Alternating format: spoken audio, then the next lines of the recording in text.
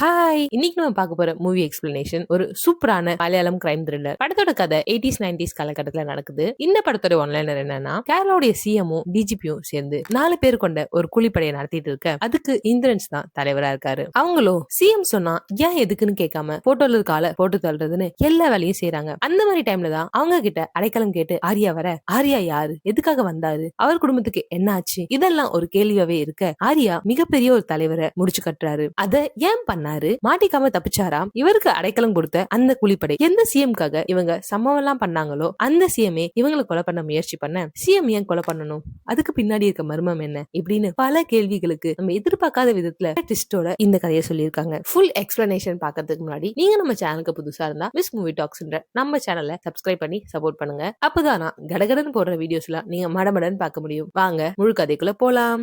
ஆனந்தன் காடு. இந்த படத்தோட ஓபனிங்ல முன்னாள் போலீஸ் ஆபீசரான ராவ் தான் பொண்ணுக்கு கல்யாணத்தை கிராண்டா நடத்திட்டு இருக்காரு. திடீர்னு அங்க ஒரு மர்ம நபர் வந்து ராவ தனியா கூப்பிட்டு, உனக்கு கிருஷ்ணன், தங்கம், ஜாக்சன் அவங்களெல்லாம் ஞாபகம் இருக்கான்னு கேட்க, இதை கேட்ட ராவும் கதி கலங்கி கையில துப்பாக்கி எடுத்து அந்த மர்ம நபரை கொலை பண்ணிடலான்னு பாக்குறாரு. உடனே அவரும் ஒரு ஆயுதத்தை எடுத்து ராவ ஒரே போடு. கொஞ்ச நேரத்துல கல்யாணமே கலவரமா மாறுது. கல்யாண பொண்ணு கண்ணு முன்னாடியே தாபாவை துப்பாக்கி முனையில வச்சு அந்த மர்ம நபர் மிரட்டிட்டு இருக்க, சுத்தி இருக்க எல்லாரும் மிரண்டு போறாங்க. அந்த மர்ம நபர் ராவோடைய நெத்தி போட்டுலே கன்னை வச்சு ஒரே போடு. அப்படியே கட் பண்ணா ஏன் இந்த ஷூட் அவுட் நடந்துச்சுன்றதுக்கான பிளாஷ்பேக். அந்த பிளாஷ்பேக்ல 1989 ஈழ தமிழ் மக்கள் எல்லாம் ஒண்ணு கூடி ஸ்ரீலங்கன் ஆர்மிக்கு பயந்து பதுங்கி இருக்காங்க. அவங்கள பாதுகாக்கிறதுக்காக விடுதலை இயக்கங்களை சேர்ந்த ஆளுங்க எல்லாம் கையில ஆயுதத்தோட இருக்காங்க. அந்த கூட்டத்துக்கு தலைவனா வெற்றி குமரன் அப்படின்னு ஒருத்தர் இருக்காரு. அவர் தான் நம்ம ஹீரோ ஆரியா. இந்த வாரத்துல ஒரு ஈழ தமிழனா அந்த மக்களுக்காக போராடுற ஒரு போராளியா நடிச்சிருக்காரு. இவருடைய தாய், தங்கை, தம்பி அப்படின்னு இவருடைய குடும்பமும் மக்களோட மக்களா அங்கதான் பதுங்கி இருக்காங்க. அந்த இரவு இவங்க எல்லாம் சாப்பிட்டுட்டு இருக்கும்போது திடீர்னு கடல் வழியா இலங்கை படையினர் வந்து இறங்குறாங்க. அங்க இருக்க போராளி எல்லாம் மறைமுகமா தாக்கிட்டு ஆயுதங்களோட மக்கள் எல்லாரையும் சரமாரியா தாக்குறாங்க. இந்த ஷூட் அவுட்ல ஆரியாவுடைய கண்ணு முன்னாடி அவருடைய தம்பி கொல்லப்படுறாரு. ஆரியாவும் இந்த தாக்குதல்ல தூக்கி வீசி அடிக்கப்பட்டு மயங்கி விழ, இலங்கை சோல்ஜர்ஸ் இந்த மக்கள் எல்லாரையும் சுத்தி வளைச்சி, உங்க கூட்டத்துடைய தலைவன் வெற்றி குமரன் அவன் எங்க, அவனுடைய குடும்பமும் இங்க தானே இருக்கு, அம்மா, தம்பி, தங்கச்சி, அவனுடைய அப்பாவை நாங்க அப்பவே முடிச்சிட்டோம், மீதி பேர்லாம் எங்க அப்படின்ற மாதிரி ஒவ்வொருத்தரையா மிரட்டி டார்ச்சர் பண்ணி ஷூட் பண்ணி விசாரிச்சுட்டு இருக்க, அப்போ ஒரு குழந்தையை காப்பாத்தணும்ன்றதுக்காக ஹீரோவுடைய அம்மா, நான் தான் வெற்றி குமரனுடைய தாய் அப்படின்னு தானா முன் வந்து நிக்க, ஓ அப்போ உன் கூடவே நிக்கிறாளே இவதான் வெற்றி குமரனுடைய தங்கச்சியா, அவன் மேல கை வச்சா அவன் தானா வருவான்ல அப்படின்னு அந்த தங்கச்சி மேல கை வைக்க வர, மயக்கத்துல இருந்த நம்ம ஹீரோவும் திடீர்னு எஞ்சி சரமரியா இலங்கை சோல்ஜர்ஸ் ஷூட் பண்றாரு. அப்படி ஷூட் பண்ணிட்டே இருக்கும்போது திடீர்னு பார்த்தா ஸ்ரீலங்கன் சோல்ஜர் அவங்க அம்மாவை கன் பாயிண்ட்ல அவங்க கண் முன்னாடி நிறுத்த, வேற வழி இல்லாம ஹீரோ வந்து சரண்டர் ஆக கொஞ்சம் கொஞ்சமா அந்த மொத்த கும்பலையும் டார்ச்சர் பண்ணி முக்கியமா ஹீரோடைய அம்மாவை சுட்டு கொல்றாங்க. ஹீரோடைய தங்கச்சிய உள்ள கூப்பிட்டு போயிட்டு நாசம் பண்ணி இப்படி அங்க இருக்க எல்லாரையும் பயங்கரமா சீரழிக்கிறாங்க. கடைசியா நம்ம ஹீரோவையும் ஷூட் பண்ண கண்ணை எய்ம் பண்ண, திடீர்னு அங்க ஒரு ஃபோர்ஸ் வந்து அந்த இலங்கை சோல்ஜர்ஸ பட்டு பட்டுன்னு ஷூட் பண்றாங்க. அங்க வந்திருக்கிறது வேற யாரும் இல்லைங்க, விடுதலை புலிகள். எஸ், வந்து மொத்த இலங்கை சோல்ஜர்ஸ் எல்லாரையும் கொன்னு குவிச்சிட்டு ஹீரோடைய கையில அந்த ஏக்கத்தோட தலைவனே வந்து கண்ணை கொடுக்கறாரு. உன்னுடைய அம்மாவையும் தங்கச்சியும் நாசம் பண்ணவங்கள உன் கையால கொலை பண்ணு. ஆனா இவங்க வெறும் சிறு துளிதான், இவனை தாண்டி நம்ம வேரோட அடுக்க வேண்டியது இன்னும் நிறைய பேர் இருக்காங்க.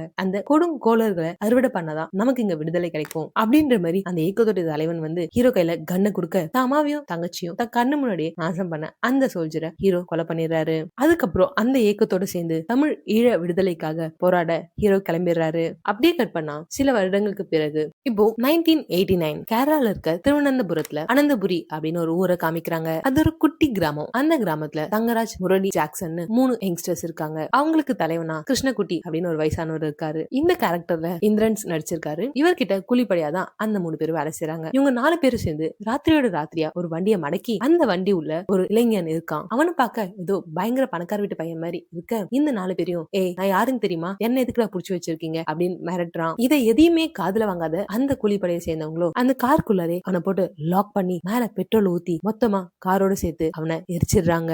அப்படி அவனை கொளுத்துனதுமே அவங்களுக்குள்ள பேசிக்கிறாங்க, இதுக்கப்புறம் நம்ம இந்த மாதிரி எந்த செயல்களையும் செய்யக்கூடாது, நம்ம மேல இருக்க கேஸ் எல்லாத்தையுமே இதோட முடிச்சு விட்டுறது தான் அந்த போலீஸ்கார சொல்லியிருக்கான். டீமுக்காக செய்யற கொலைகள்ல இதுதான் கடைசியா இருக்கணும். இப்படி எல்லாம் அந்த கிருஷ்ணன் குட்டி அவங்க ஆளுங்கிட்ட சொல்லிட்டு அங்க இருந்து கூட்டிட்டு போறாரு. அப்படியே கட் பண்ணா அந்த தங்கம், ஜாக்சன், முரளி இவங்களுக்கு எல்லாம் தலைவனா இருக்கிற கிருஷ்ணன் குட்டி இவங்களுடைய லைஃப் தான் காமிக்கிறாங்க. இவங்க 4 பேருமே அந்த ஊருக்குள்ள ஒரு மியூசிக் பேண்ட வச்சு வாழ்க்கையை நடத்திட்டு இருக்காங்க. அந்த முரளின்ற பையன் ஒரு பொண்ணை லவ் பண்ணிட்டு இருக்கான். அந்த கேரக்டர்ல நிக்கிலா தான் நடிச்சிருக்காங்க. இன்னொரு பக்கம் தங்கம் இருக்காருல, அவருடைய ஃபேமிலியை காமிக்கிறாங்க. அவங்க ஒய்ஃப், ஒரு பெண் குழந்தை, மாமனார், மாமியார், அம்மா அப்படின்னு எல்லாருமே கொஞ்சம் கஷ்டப்படுற குடும்பமா தான் தெரியுறாங்க. என்னதான் சிஎம்கே கூலிப்படியா வேலை செஞ்சாலும் இவங்களுக்கு வருமானம்னு பெருசா எதுவும் இல்ல. கிடைக்கிற கொஞ்சம் காசு வச்சுதான் தன் வாழ்க்கையை ஓட்டிட்டு இருக்காங்க. சோ இதுக்கப்புறம்லாம் இந்த மாதிரி எந்த செயலும் செய்யாம இந்த மியூசிக் பேண்ட ஒழுங்கா நடத்தி வாழ்க்கையில முன்னுக்கு வரணும்னு இப்பதான் முடிவு பண்றாங்க.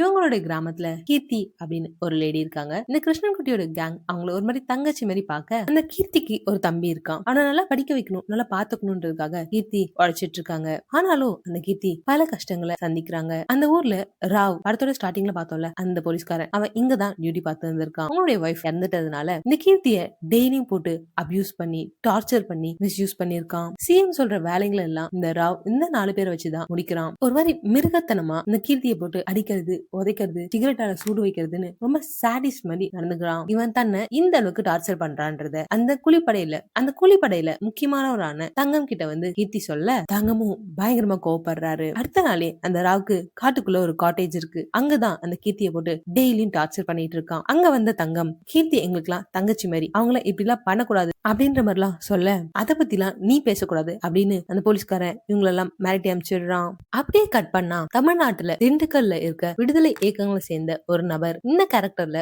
போஸ் வெங்கட் தான் நடிச்சிருக்காரு. அவர் இப்போ கேரளால இருக்க கிருஷ்ணன் குட்டிக்கு கால் பண்ணி, எனக்கு ரொம்ப வேண்டப்பட்ட ஒரு பையன், அவன் பேர் மணி, அவனை நான் உங்ககிட்ட அனுப்புறேன், கொஞ்ச நாளைக்கு நீ அவனுக்கு அடைக்கலம் கொடு அப்படின்னு சொல்ல, அவங்களும் சரின்னு சொல்றாங்க. கிருஷ்ணன் குட்டியோட கேங் இப்போ பஸ் ஸ்டாண்டுக்கு போயிட்டு திண்டுக்கல்ல இருந்து வந்து இறங்குற மணியை போயிட்டு ரிசீவ் பண்றாங்க.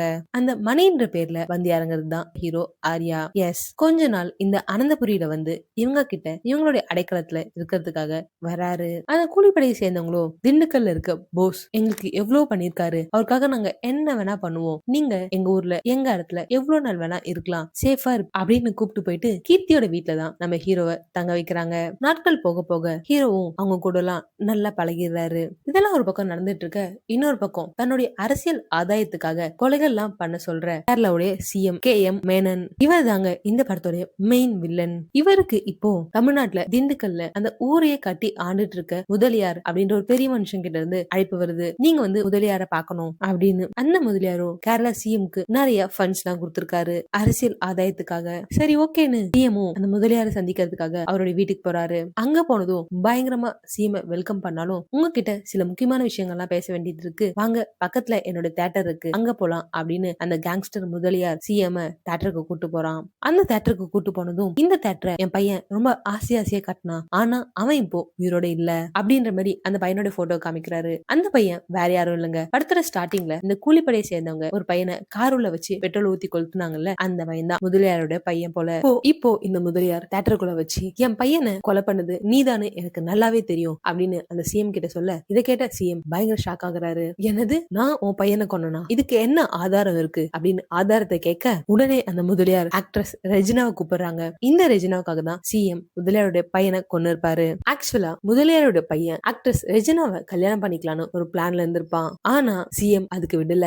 ஒரு நடிகைக்காக என் பையனை கொண்டுட்டல, இப்ப நினைச்சா கூட நான் உனக்கு கொலை பண்ண முடியும், ஆனா நான் மாட்டேன், நீ உன் ஸ்டேட்டுக்கே போ, கொஞ்சம் கொஞ்சமா நீ அழிவை சந்திப்ப அப்படின்னு அந்த முதலியார் சிஎம் மிரட்டினது மட்டும் இல்லாம அந்த ஆக்ட்ரஸ் ரெஜினாவை கூப்பிட்டு, என் பையனுக்காக இவனுக்கு நீ ஒரு அரை குடுமா அப்படின்னு சிஎம் அரைஞ்சு அனுப்ப, தன்னை கூப்பிட்டு வச்சு இப்படி அசிங்கப்படுத்திட்டானேன்னு சிஎம் பயங்கர வெறியில வராரு. ஊருக்கு வந்ததுமே அந்த போலீஸ் ஆபீசர் ராவை கூப்பிட்டு, எனக்காக இன்னொரு வேலை செய்ய வேண்டியது இருக்கு, அந்த கிருஷ்ணன் குட்டியோடைய ஆளுங்களை கூப்பிடு அப்படின்னு சொல்ல, அந்த போலீஸ்காரன் அந்த காட்டேஜ்ல வச்சு கிருஷ்ணன் குட்டியோட கேங்க கூப்பிட்டு, இன்னொரு வேலை இருக்கு அப்படின்னு சொல்ல, அவங்களோ இல்லைங்க, நாங்க இதுக்கு மேல யாருக்காகவும் எதுவும் பண்றதா இல்ல, என்னதான் நாங்க சம்பவங்கள் தான் பண்ணாலும் நாங்க இன்னும் குடிசையிலே தான் வாழ்றோம், சோ இதுக்கு மேல இந்த மாதிரி எந்த வேலையும் செய்யாம நாங்க நேர்மையா சவாரிச்சு நிம்மதியா இருக்கணும்னு நினைக்கிறோம் அப்படின்னு சொல்ல, அந்த போலீஸும் அப்படிலாம் உங்களை விட்டுற முடியாது, உங்க மேல இருக்க அத்தனை கேஸையும் நான் ஒண்ணும் இல்லாம ஆக்கியிருக்கேன், அந்த கேஸுக்கெல்லாம் நீங்க ஜெயில போயிருந்தா ஆயுசுக்கும் நீங்க ஜெயிலே தான் இருக்கணும், சிஎம் சொல்றதை கேட்டு லைஃப்ல செட்டில் ஆகுங்க அப்படின்னு சொல்ல, அடுத்த சீன்லயே நாங்க சிஎம் நேர்ல மீட் பண்றோம் அப்படின்னு அவங்க கிளம்பி போறாங்க. இவங்க அங்க போனதும் சிஎம் 17 லட்சம் ரூபாய் கேஷ் எடுத்து இவங்க கண்ணு முன்னாடி வச்சு எனக்காக கடைசியா ஒரு கொலை பண்ணுங்க அப்படின்னு சொல்ல, இவங்களும் காசை பார்த்ததும் சரின்னு திண்டுக்கல்ல இருக்க அந்த முதலியார கொலை பண்ண ஒத்துக்குறாங்க. அந்த முதலியாரை நெருங்கிறது அவ்வளவு சாதாரண விஷயம் இல்ல. அதுக்காக அந்த ஊர்ல இருக்க அந்த போஸ்க்கு கால் பண்ணி இந்த மாதிரி முதலியார போடணும், அதுக்கு நாங்க எப்ப வந்தா சரியா இருக்கும் அப்படின்ற மாதிரிலாம் விசாரிக்க, அதுக்காக தான் நாங்க காத்துட்டு இருக்கோம் அப்படின்ற மாதிரி, அத நான் பாத்துக்கிறேன், நம்ம பையன் மணி அங்க இருக்கான்ல, அவன் எங்க, அவன்கிட்ட நான் கொஞ்சம் பேசணும் அப்படின்னு ஹீரோ கிட்ட நம்ம தமிழ் இன துரோகி முதலியார் அவனை நாங்களே முடிக்கலான்னு பார்த்தோம். கிட்டத்தட்ட நம்ம ஆளுங்க 50 பேர்கிட்ட போலீஸ்ல மாட்டி விட்டுவன். அவன் நம்ம ஆளுங்க நிறைய டார்ச்சர் எல்லாம் அனுபவிச்சு துடிதுடிச்சு செத்ததுக்கு இவனும் ஒரு முக்கிய காரணம். இப்போ கிருஷ்ணன்குட்டியே அவனை போடலான்னு சொல்றாங்க. அதுக்காக பதிலடி கொடுக்கற விதமா கிருஷ்ணன்குட்டி கேங் கூட சேர்ந்து நீயும் திண்டுக்கலுக்கு வா, நீ உன் கையால அவனை கொன்று அப்படின்னு பிளான் போட, அன்னைக்கு நைட்டே கிருஷ்ணன்குட்டியோட கேங்கும் நம்ம ஹீரோவும் திண்டுக்கல்லையே கட்டி ஆண்டுட்டு இருக்க முதலியார போடுறதுக்கு அவங்க இடத்துக்கு கிளம்பி வராங்க. அன்னைக்குன்னு பார்த்து அவங்க ஊர்ல திருவிழா. அந்த திருவிழாவை பயன்படுத்தி அங்க ஒரு பெரிய மாட்டுக்கொட்டாய் இருக்கு. அந்த மாட்டுக்கொட்டையில ஃபுல்லா பட்டாசை வெடிக்க விட்டு மாடுகளை முதலியார் வீட்டுக்குள்ள அவுத்து விட்டுறாங்க. மாடுங்க உள்ள பூந்து அங்கேயும் இங்கேயும் ஓடி அவங்க ஆளுங்களை எல்லாம் செதற விட, இந்த கேப்ல ஹீரோ உள்ள பூந்து அவங்க ஆளுங்க எல்லாரையும் அடிச்சு பறக்க விடுறாரு. இது எல்லாத்தையும் கிருஷ்ணன்குட்டி கேங் ஆச்சரியமா பாக்குறாங்க. என்னடா நம்ம கிட்ட தஞ்சமடைய வந்து ஒண்ணுமே தெரியாத மாதிரி இருந்தா இப்ப இப்படி ஃபைட் பண்றானேன்னு அப்படி யோசிச்சுட்டே அவங்க பாக்க, நம்ம ஹீரோவோ அங்க வேலை செய்யற ஆளுங்க மொத்த பேரையும் அடிச்சு போட்டுட்டு கடைசியா முதலியார் கிட்ட போயிட்டு, ஒரு தமிழனா இருந்துட்டு தமிழ் இனத்துக்கே துரோகம் பண்றியா, நீலாம் உயிரோடவே வாழக்கூடாது அப்படின்னு ஒரு பெரிய அருவாள் எடுத்து கிருஷ்ணன்குட்டி கேங் கண்ணு முன்னாடியே முதலியார கொன்னுறாரு. அவ்வளவுதான். ஆக்சுவலா இந்த கேங் தான் அவரை போட வந்தாங்க. அவங்க கூட சும்மா ஹெல்ப் பண்ற மாதிரி வந்து நம்ம ஹீரோ முதலியார கொலை பண்ணிடுறாரு. இங்க போடுறாங்க இன்டர்வல். உங்களுக்கு இந்த வீடியோ பிடிச்சிருந்தா லைக் பண்ணுங்க. இதுக்கப்புறம் தான் இந்த படத்துல நிறைய ட்விஸ்ட் அண்ட் டர்ன்ஸ் எல்லாம் இருக்கு. சோ வீடியோ ஸ்கிப் பண்ணாம ஃபுல்லா பாருங்க.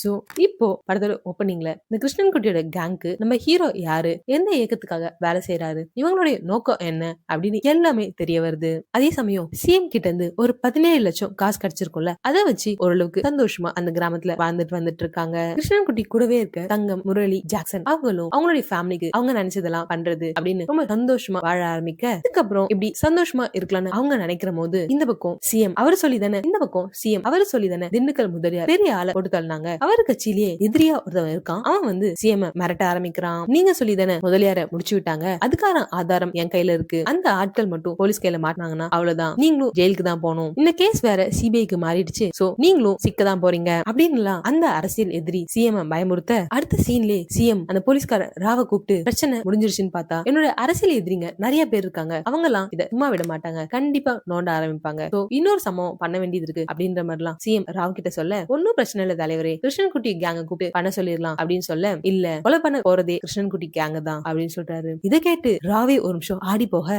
ஏன்னா ஆரம்பத்துல இருந்து இவருடைய அரசியலுக்காக எத்தனையோ கொலைகள் கிருஷ்ணன்குட்டியோட கேங் பண்ணிருக்காங்க. ஆனா ஒரு கட்டத்துல இவரை காப்பாத்திக்கிறதுக்காக அவங்களே கொலை பண்ண சொல்றாரு. அது மட்டும் இல்லாம தமிழ் சந்தேகமே வராத அளவுக்கு பண்ணணும்னு சொல்றாரு. இதெல்லாம் ஒரு பக்கம் நடந்துட்டு இருக்க, இன்னொரு பக்கம் கிருஷ்ணன்குட்டி கேங்ல இருக்க நம்ம ஹீரோ அவன் கீர்த்தி வீட்டுல தானே தங்கி இருக்கான். டெய்லியும் நைட் ஆனா கீர்த்தி ரொம்ப அழுதுட்டே வராங்க. அந்த அளவுக்கு அந்த போலீஸ்கார ராவ் அவங்கள போட்டு டார்ச்சர் பண்றான், சிகரெட் வச்சு சுடு வைக்கிறது அந்த மாதிரி எல்லாம். அன்னைக்கு நைட்டும் அவங்க அப்படி அழுதுட்டு வந்து கதவை முடிக்க, அவங்களுடைய தம்பி வந்து இதெல்லாம் ஹீரோ கிட்ட சொல்றாரு. இதை கேட்டதும் ஹீரோ போயிட்டு ரூம் கதவை தட்ட, ஏன் என்ன டார்ச்சர் பண்றீங்க அப்படின்னு அவங்க கேக்குறாங்க. இல்ல அழுதுட்டே வரீங்களே, உங்களுக்கு என்ன பிரச்சனை அப்படின்னு கேட்க, டக்குன்னு அந்த கீர்த்தி அவங்களுடைய கழுத்து பகுதியை காமிக்கிறாங்க. அங்க ஃபுல்லா சிகரெட்டால சுடு வச்சிருக்கு. என்கிட்ட சொல்லிட்டல, நான் பாத்துக்கிறேன் அப்படின்ற மாதிரி ஹீரோ ஒரு பார்வை பார்க்க, அடுத்த நாளும் அந்த போலீஸ்கார ராவ் கீர்த்திய அவனுடைய காட்டேஜ்ல வச்சு டார்ச்சர் பண்ண, இப்போ நம்ம ஹீரோ மாசா ஒரு என்ட்ரி கொடுத்து இவ்வளவு நாள் அந்த போலீஸ்காரன் எப்படிதான் அந்த பொண்ணை டார்ச்சர் பண்ணாலும் அந்த வலி வேதனை எல்லாம் அவனுக்கு புரியணும்னு பயங்கரமா அடிக்கிறாரு. கட் பண்ணா இந்த பக்கம் சிஎம் கிருஷ்ணன்குட்டியுடைய கேங்க முடிக்கணும். அதுக்காக அவங்க போட்டிருக்க பிளான் என்னன்னா, கிருஷ்ணன்குட்டி கேங் அவங்களுடைய கிராமத்துல ஒரு தமிழ் இன போராளிக்கு அடைக்கலம் கொடுத்திருக்காங்க. இந்த இயக்கத்தை சேர்ந்தவங்களாலதான் நம்ம நாட்டு தலைவர்கள் நிறைய பேருக்கு பாதிப்பு இருக்கு. இன்னொரு பக்கம் ஒரு கொலையே நடந்திருக்கு. சோ அந்த கொலைக்கும் இந்த கிராமத்துல பதுங்கி இருக்க இந்த தமிழனுக்கும் ஏதோ ஒரு தொடர்பு இருக்கு அப்படின்ற மாதிரி எல்லாம் கதை கட்டி விட்டு ஒரு பெரிய போலீஸ் போர்ஸே அந்த அனந்தபுரி கிராமத்துக்குள்ள இறக்கி விடுறான். இப்படி ஒரு போர்ஸ் வரப்போகுதுன்றத முன்னாடியே தெரிஞ்சுக்கிட்டு நம்ம கிருஷ்ணகுட்டி கேங் நம்ம ஹீரோவை சேஃப்கார்ட் பண்றதுக்காக அந்த ஊர்ல இருக்க ஒரு கோயிலுக்குள்ள ஒரு சீக்ரெட் ரூம்ல நம்ம ஹீரோவை மறைச்சு வைக்கிறாங்க. நம்ம ஹீரோவும் சேஃபா இருக்காரு. இன்னொரு பக்கம் கிருஷ்ணன்குட்டி கேங்கும் அந்த ஊரை விட்டு பதுங்கிடுறாங்க. போலீஸ்காரங்க இப்ப அந்த ஊர் மக்களை பயங்கரமா அடிக்கிறாங்க. முக்கியமா இந்த கிருஷ்ணன்குட்டி கேங்ல இருக்க தங்கம் தங்கமுடைய அம்மாவை போலீஸ் எட்டி உதச்சி கொலையே பண்ணிடுறாங்க. இப்படி இதுல கோவமான அந்த கேங் தான் அம்மாவை கொலை பண்ண அந்த போலீஸ்காரோட வீட்டுல இறங்கிடுறாங்க.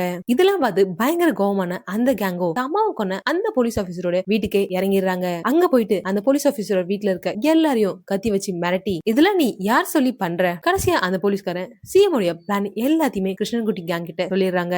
எந்த சிஎம்காக நீங்க இவ்வளவு வேலைகள் பண்ணீங்களோ அந்த சிஎம் தான் உங்களை கொலை பண்ண சொல்லி எங்களை அமிச்சாரு. இனிமே நீங்க அவர்கிட்ட இருந்து தப்பிக்கவே முடியாது அப்படிலாம் ரொம்ப நக்கலா அந்த போலீஸ்காரன் பேச இதெல்லாம் கேட்டு பயங்கர கடுப்பான அந்த கேங்ல இருக்க ஜாக்சன் அந்த போலீஸ்காரனுடைய கைய வெட்டிடுறாரு. இதுக்கு மேல நம்ம இங்க இருக்க வேணாம், போயிடலாம் அப்படின்னு கிருஷ்ணன்குட்டி அவங்களுடைய கேங்க கூப்பிட்டு கிளம்பிடுறாரு. அப்படியே கட் பண்ணா அந்த போலீஸ்காரன் இப்ப கீர்த்தி கிட்ட வந்து மிரட்டுறான். உன்னை காப்பாத்துறதுக்காக முகத்துல துணியை கட்டிட்டு வந்து ஒருத்தவன் என்ன அடிச்சான், என் உயிரே போனாலும் நான் அவரை காட்டி கொடுக்க மாட்டேன்னு கீர்த்தி சொல்ல, உன் உயிர் போனா நீ காட்டி குடிக்க மாட்டேன்னு எனக்கு தெரியும், ஆனா உன் தம்பி உயிர் போனா நீ காட்டி கொடுப்பல்ல, உன் தம்பி உயிரை காப்பாத்தணும்னா அவன் யாருன்னு காமி அப்படின்னு சொல்ல, இதை கேட்டதும் கீர்த்தி என்ன பண்றதுன்னு தெரியாம அன்னைக்கு நைட்டே நம்ம ஹீரோக்கு சாப்பாடு கொடுக்குற மாதிரி வந்து, நான் போறேன், என் தம்பிய உங்களை மாதிரியே ஒரு வீரனா மாத்திடுங்க, இதுக்கப்புறம் என் தம்பி உங்க பொறுப்பு தான் அப்படின்ற மாதிரி அவங்களோட தம்பிய ஹீரோடைய பொறுப்புல விட்டுட்டு அந்த ஊருக்கு நடுவுல இருக்க மரத்துல தூக்கு போட்டுக்கிறாங்க.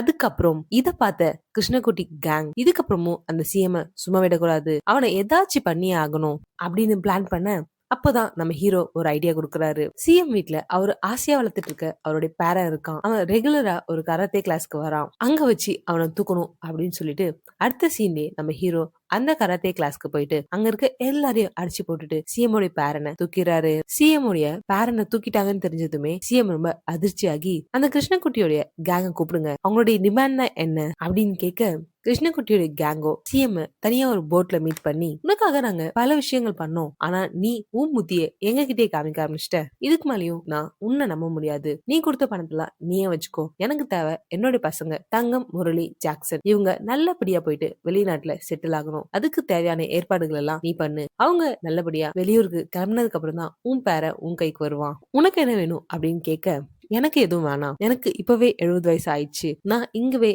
இப்படியே இந்த இசையோடய வாழ்ந்துடுவேன் அப்படின்னு கிருஷ்ணன்குட்டி சொல்ல, சிஎமும் கிருஷ்ணன்குட்டி கேட்ட எல்லாத்தையுமே ஏற்பாடு பண்ண இப்ப கிருஷ்ணன்குட்டியோ அவருடைய ஃபேமிலியா நினைச்சிட்டு இருந்த தங்கம், முரளி, ஜாக்சன் அவங்கள குடும்பத்தோட வெளிநாடு அனுப்புறதுக்கு ஏர்போர்ட் வந்து வழி அனுப்பி வைக்கிறாரு. அதே மாதிரி முரளி நிக்கலான ஒரு பொண்ணை லவ் பண்ணிருப்பாரு இல்லையா, சோ அவங்களுடைய ட்ரெயின் ஏறதுக்காக ரெடி ஆயிட்டு இருக்காரு. இப்படி இவங்க எல்லாரையும் வழி அனுப்பிச்சதுக்கு அப்புறம் காட்டுக்குள்ள இருக்க சிஎம் உடைய பேரனை கிருஷ்ணன்குட்டி போலீஸ் கிட்ட ஒப்படைச்சதுமே அந்த ராவோ கிருஷ்ணன்குட்டிய கன் பாயிண்ட்ல டார்கெட் பண்ண, எனக்கு தெரியும்டா நீ இப்படிதான் பண்ணுவேன்னு, ஆனா என்னுடைய பசங்களை எல்லாம் சேஃபா நீ ஊருக்கு அமிச்சிட்டல, அது போதும் எனக்கு அப்படின்னு கிருஷ்ணன்குட்டி சொல்ல, இங்கதான் அந்த ராவ் பயங்கரமான ஒரு ட்விஸ்ட ரிவீல் பண்றாரு. கிருஷ்ணன்குட்டி ஷாக் ஆகுற மாதிரி ஒரு பிளாஷ்பேக் சொல்றாரு. கிருஷ்ணன்குட்டி ஏர்போர்ட்ல போயிட்டு அவங்க 2 பேரையும் விட்டுட்டு வந்திருப்பாரு இல்லையா, அங்க போலீஸ் வந்து உங்களுடைய பேப்பர்ஸ்ல கொஞ்சம் ப்ராப்ளம் இருக்கு, உங்க ஃபேமிலி மெம்பர்ஸ் எல்லாம் போகட்டும், ஆனா நீங்க 2 பேரும் கொஞ்சம் இங்க இருங்க அப்படின்னு சொல்லி அவங்க 2 பேரையும் அங்க நிறுத்தி வச்சிடறாங்க. ரயில்வே ஸ்டேஷன்ல இருந்த முரளிய ஒரு கேங் வெட்டார் ஏர்போர்ட்ல புடிச்ச அந்த 2 பேரையும் போலீஸ்காரங்க காருக்குள்ளேயே வச்சு கொளுத்தி விட்டுறாங்க. இப்படி கிருஷ்ணன்குட்டி கேங்ல இருந்த 3 பேரையுமே அந்த போலீஸ்காரன் கதையை முடிக்க, இதுக்கெல்லாம் மாஸ்டர் மைண்டா இருந்ததே அந்த சிஎம் தான். இப்போ உன் கதையும் முடிய போகுது அப்படின்னு அந்த போலீஸ்காரன் ராவ் கிருஷ்ணன்குட்டிய ஷூட் பண்ண, இத எல்லாத்தையுமே காட்டுக்குள்ள இருந்து ஹீரோ பாத்துட்டு இருக்காரு. இத பார்த்து எப்படியாச்சும் அவரை காப்பாத்தணும்னு பொறுக்க முடியாம ஹீரோ துடிக்க, அவருடைய இயக்க தலைவரான போஸ் வெங்கட் வந்து தடுத்து அவரை கூப்பிட்டு போயிடுறாரு. ஹீரோ கண்ணு முன்னாடியே கிருஷ்ணன்குட்டியும் அவங்களுடைய கேங்கையும் கொலை பண்ணத அவரால் ஏத்துக்கவே முடியல. அவருக்காக வச்சு நம்ம பழி தீத்தே ஆகணும்னு ஹீரோ முடிவு பண்ணி போஸ் வெங்கட் கிட்ட சொல்ல, அவரோ நம்ம அடைய வேண்டிய இலக்கு இன்னும் வெகு தொலைவுல இருக்கு, நீ எல்லாருடைய பிரச்சனையும் உன் தலையில ஏத்திக்காத, நம்ம ஹீரோவோ இப்ப நான் அவங்கள பழி வாங்காம விட்டா காலத்துக்கும் என்ன உறுத்திக்கிட்டே இருக்கும் அப்படின்னு ஹீரோ சொல்ல, இது எல்லாத்துக்கும் காரணமா அந்த சிஎம் கொல்ல வண்டி திருப்புறாங்க. சிஎம் இப்ப ராஜஸ்தான்ல நடக்கிற ஒரு ஈவெண்ட்டுக்காக போயிட்டு இருக்காரு. பாலைவனத்துல போயிட்டு இருக்கும் போதே ஹீரோவும் அவருடைய கேங்கும் நடுவுல வண்டியை நிறுத்தி பயங்கரமா அட்டாக் பண்றாங்க. கடைசியா ஒரு வழியா சிஎம் நம்ம ஹீரோ ஷூட் பண்ணிடுறாரு. அங்க பாதுகாப்புக்கு இருந்த போலீஸ்காரர் ராவ கால்ல ஷூட் பண்ணிடுறாரு. இதெல்லாம் முடிஞ்சு சிஎம் உடைய கதையை முடிச்சதுக்கு அப்புறம் கடைசியா நம்ம ஹீரோ கீர்த்தியுடைய தம்பிய கூப்பிட்டுட்டு போட்ல போயிட்டு இருக்காரு. கீர்த்தி ஆசைப்பட்டபடி அவங்க தம்பிய ஹீரோ தான் கைட் பண்றாரு. அப்படியே கட் பண்ணா பல வருஷங்களுக்கு அப்புறம் ஆரம்பத்துல பார்த்த அந்த போலீஸ்காரன் ராவ் அவங்களுடைய பொண்ணுடைய வெட்டிங்ல சந்தோஷமா இருந்தார் இல்லையா, ஒரு மர்ம நபர் வந்து சில பேருக்கெல்லாம் சொல்லி உனக்கு ஞாபகம் இருக்கா அப்படின்னு கேட்டா இல்லையா, அந்த பையன் வேற யாரும் இல்ல, கீர்த்தியோடைய தம்பி. நம்ம ஹீரோ அந்த போலீஸ்காரனை கால்ல மட்டும் ஷூட் பண்ணி அனுப்புனதுக்கு காரணம் அவன் உன் கையால தான் சாகணும் அப்படின்றதுக்காக தான். அவன் தான் உங்க இலக்கு அப்படின்னு சின்ன வயசுலயே சொல்லி வளர்த்திருப்பாரு. கீர்த்தியுடைய தம்பி வளர்ந்து வந்ததுக்கு அப்புறம் பல நாளா தாக்காவை டார்ச்சர் பண்ண அந்த போலீஸ்காரனை ஒரு வழியா கொலை பண்ணிடுறாரு. இப்படிதான் இந்த படத்தை முடிக்கிறாங்க. இந்த படத்துக்கு நான் கொடுத்த வாய்ஸ் ஓவர் எப்படி இருந்துச்சுன்னு கமெண்ட்ஸ்ல சொல்லுங்க. இந்த வீடியோ உங்களுக்கு பிடிச்சிருந்துச்சுன்னா நம்ம சேனலை சப்ஸ்கிரைப் பண்ணிக்கோங்க. மறக்காம லைக், கமெண்ட், ஷேர்னு எல்லாம் பண்ணுங்க. தேங்க்ஸ் ஃபார் வாட்சிங்.